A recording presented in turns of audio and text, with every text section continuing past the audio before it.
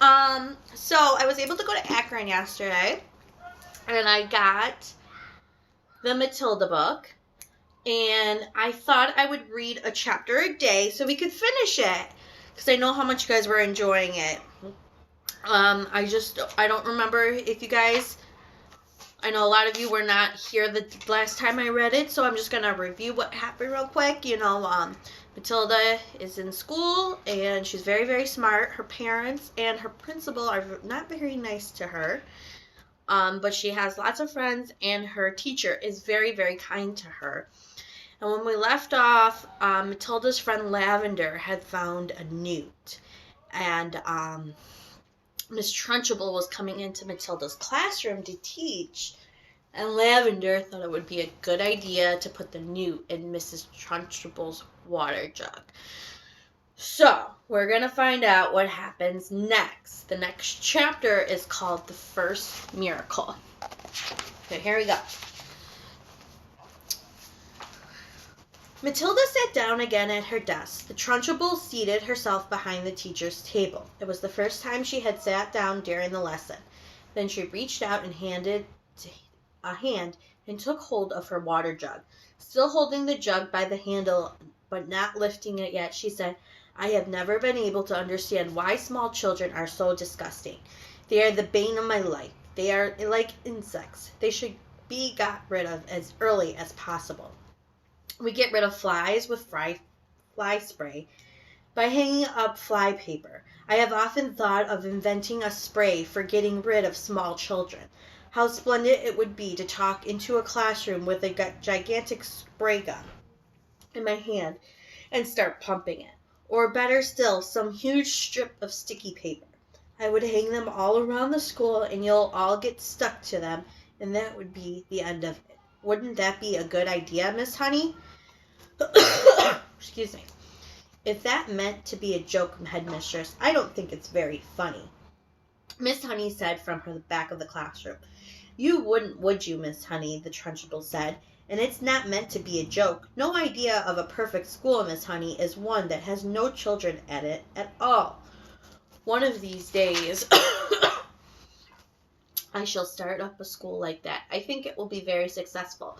The woman's mad," Miss Honey was telling herself. "She's round to twist. She's one who ought to be got rid of." The Trunchbull now lifted the large blue porcelain water jug and poured some water into her glass. And suddenly, with the water out came the long, slimy newt, straight into a glass plop. The Trunchbull let out a yell and leapt off the chair, as though the firecracker had gone off underneath her. And now the children also saw the long, thin, slimy, yellow-billed lizard, like a creature, twisting and turning in the glass. They squirmed and jumped up and about as well, shouting, "What is this? Oh, it's disgusting. It's a snake. It's a baby crocodile. It's an alligator." "Look out, Miss Trunchbull," cried Lavender. "I'll bet it bites." The Trunchbull, this mighty female giant, stood there in her green breeches, quivering like a blemish. She was especially furious with someone who had succeeded in making her jump and yell like a big, because she prided herself in her toughness. Curiously enough, she had never seen a newt before. Natural history had not been her strong point. She hadn't the faintest idea what this thing was. It certainly looked extremely unpleasant. Slowly she sat down again in her chair. She looked at this moment more terrifying than ever. The fires of fury, hatred, were smoldering in her small black eyes. "Matilda," she barked, "stand up." "Who, me?" Matilda said. "What have I done?" "Stand up, you disgusting little cockroach." "I haven't done anything, Miss Trunchbull. Honestly, I haven't. I've never seen a slimy thing before." "Stand up at once, you filthy little maggot." Reluctantly, Matilda got to her feet. She was in, so here's a picture of the water spilling.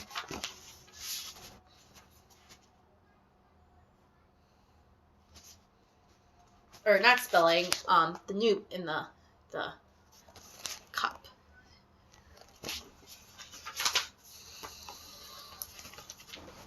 Lavender was in the row behind her, feeling a bit guilty. She hadn't intended to get her friend into trouble. On the other hand, she was certainly not about to own up. You are a vile, repulsive, repellent, malicious little brute, the Trunchbull was shouting. You are not fit to be in this school. You ought to be behind bars. That's where you ought to be. I shall have you drummed out of this establishment in utter disgust.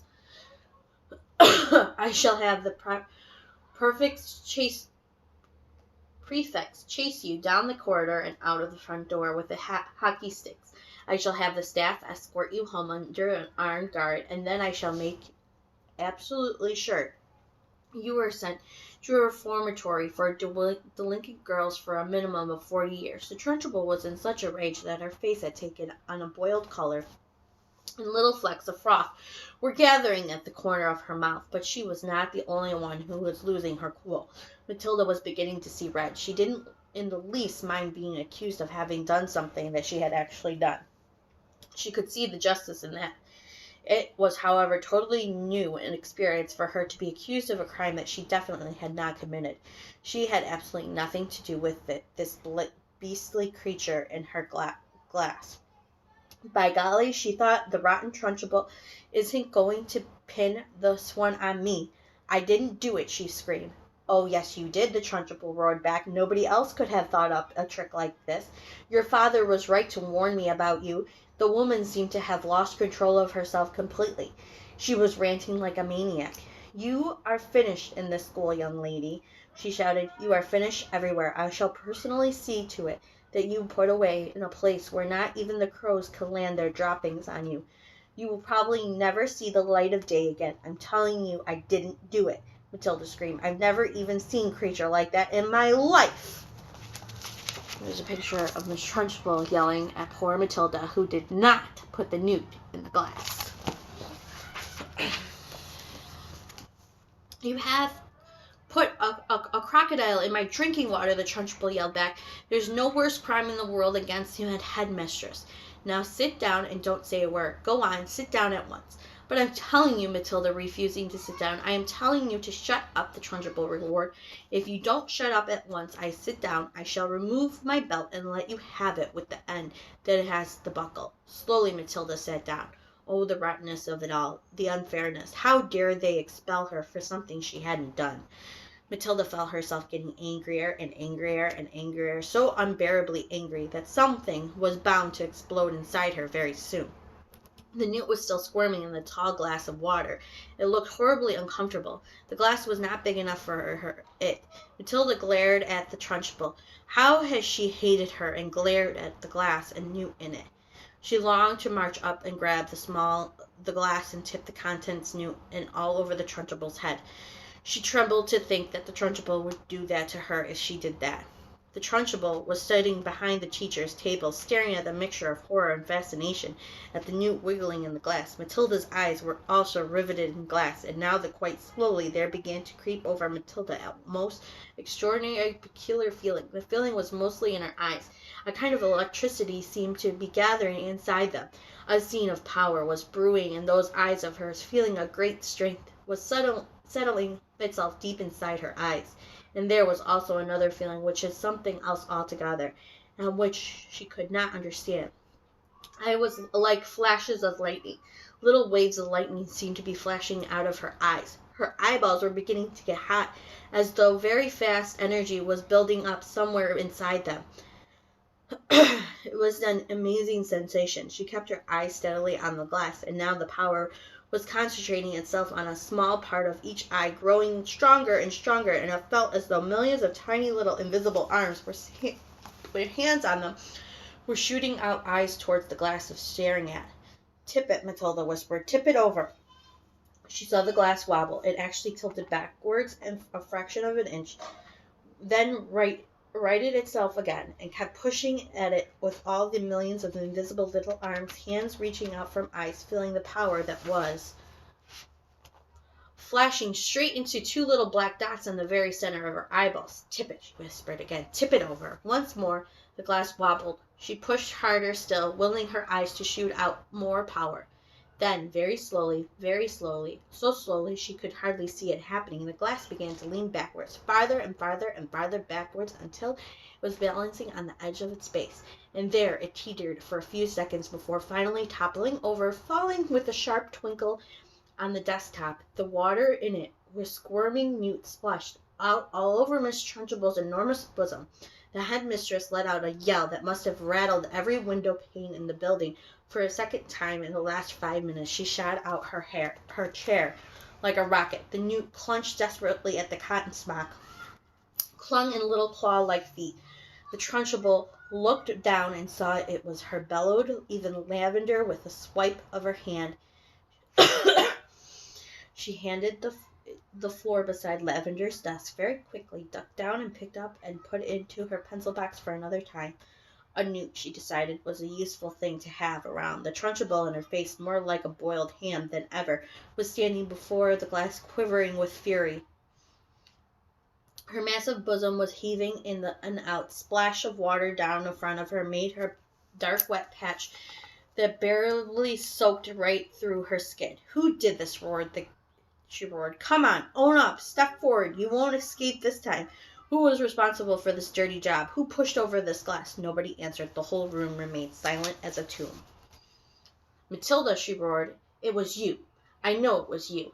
Matilda, the second row, was very still and said nothing. She strange feeling of seniority and confidence was sweeping over her, and all of a sudden she found it was frightened by nobody in the world. With the power of her eyes alone, she had spilled a glass of water and tipped to spill its contents over a horrible headmistress. Anybody who could do that could do anything. "Speak up, you clotted carbuncle," roared the Trunchable. "Admit it, you did it." Matilda looked back at her into flashing eyes. Infuriated female giant, and stood there in total calmness. "I have not moved away from the desk, Miss Trunchable, since the lesson began. I can say no more." Suddenly the entire class seemed to rise up against headmistress. She didn't move. They cried out, "Matilda didn't move. Nobody moved. It must have knocked it over yourself." "I most certainly did not knock it over myself," roared the Trunchable. "How dare you suggest a thing like that? Speak up, Miss Honey. You must have seen everything. Who knocked over my glass?" "None of the children did, Miss Trunchable," Miss Honey answered. "I can vouch for it. That nobody moved from his or her desk all the time you've been here, except for Nigel. He has not moved from his corner." Miss Trunchable glared at Miss Honey. Miss Honey met her gaze without flinching. "I'm telling you the truth, headmistress," she said. "You must have knocked it over without knowing it. It's something sort of thing is easy to do." "I am fed up with you useless bunch of midgets," roared the Trunchable.